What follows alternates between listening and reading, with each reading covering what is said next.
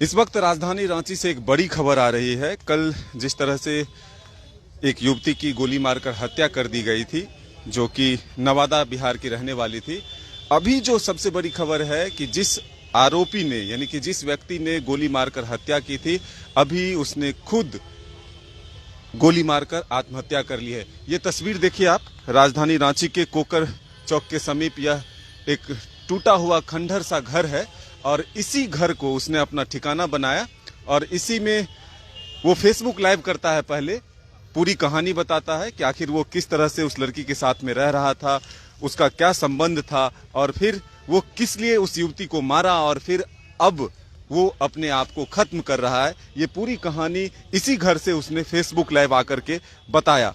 दरअसल कल राजधानी रांची के सबसे पॉश इलाके हरमू में निवेदिता नाम की लड़की की गोली मारकर हत्या होती है।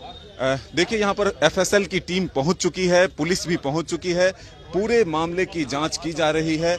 आप देख सकते हैं कि यह खंडर जो है घर है और इसी घर के भीतर वो अपना ठिकाना बनाया और यहीं से वो अपना एक तरह से फेसबुक लाइव आकर के पूरी कहानी को बताया और फिर उसके बाद सुसाइड कर लिया है।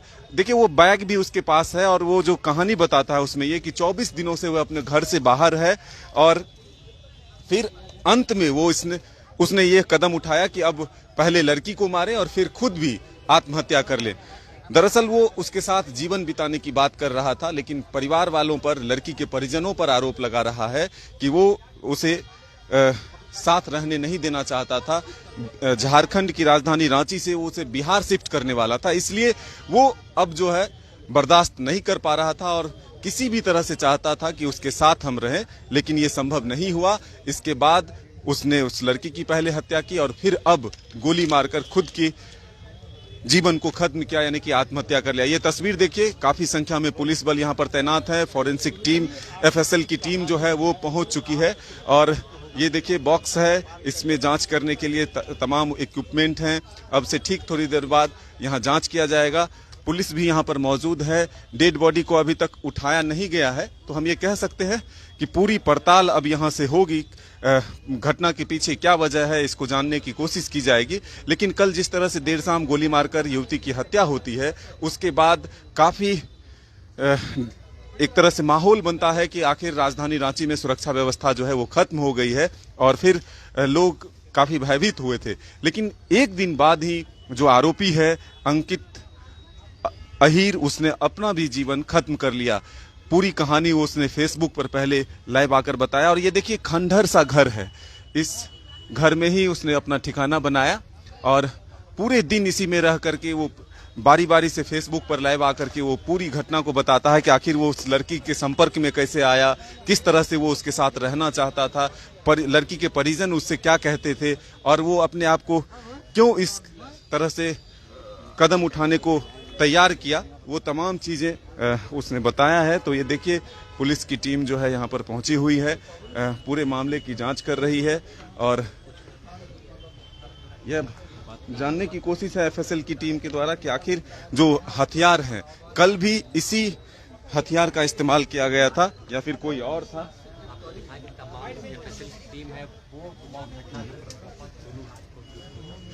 विनोद सर, कब सूचना मिली थी यहाँ पर आत्महत्या हुई?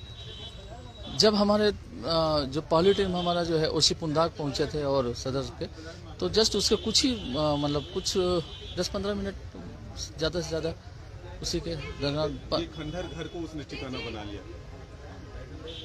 हाँ, वो तो यहाँ आने के बाद ही पता चला कि इस जगह में रहता नहीं है पहले से।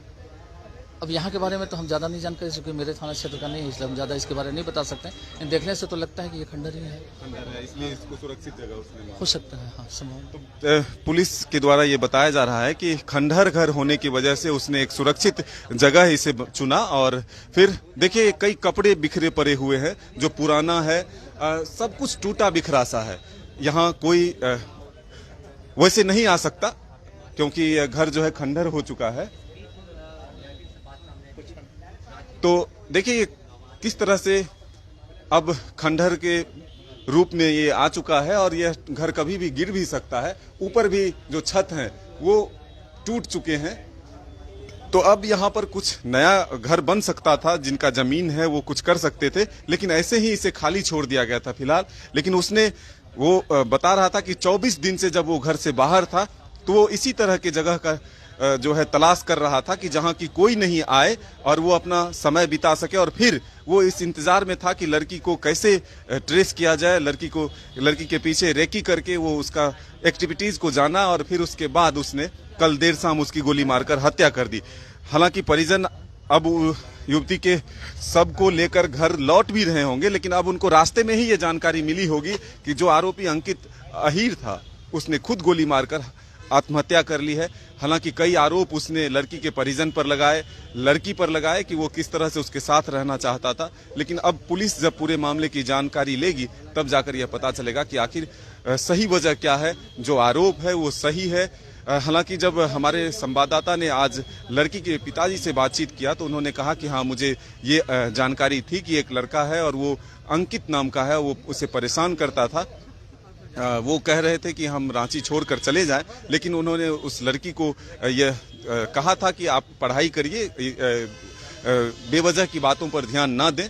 तो ऐसी बातें आज उन्होंने कही। लेकिन अब देर शाम होते होते जो ये खबर आई है और जो ये घटना घटी है कि फेसबुक लाइव आने के बाद अंकित अहीर ने खुद आत्महत्या कर ली, तो अब एफएसएल की टीम यह जांच कर पड़ताल करेगी कि आखिर सही आरोप है जो अंकित अहीर है, जो फेसबुक पर आकर के लाइव जो अपनी कहानी बताई है, चाहे वो उस लड़की से शादी की बात हो या फिर उसके साथ रहने की, या फिर 24 दिन तक वो घर छोड़ करके इसी चक्कर में था कि किसी तरह से उसके रिलेशन जो है सुधर जाए और वो साथ रहना शुरू कर दे। ये तमाम बातें अब पुलिस जब पड़ताल करेगी तब जाकर सामने आएगा। लेकिन फिलहाल जो हमने तस्वीर दिखाया वो रांची के कोकर चौक के समीप का है, जहां निवेदिता के हत्यारे यानी कि जो आरोपी थे अंकित, उसने खुद फेसबुक लाइव आकर के अपना जीवन को खत्म कर लिया है। फिलहाल एफएसएल की टीम और पुलिस की टीम जांच करने में जुटी हुई है।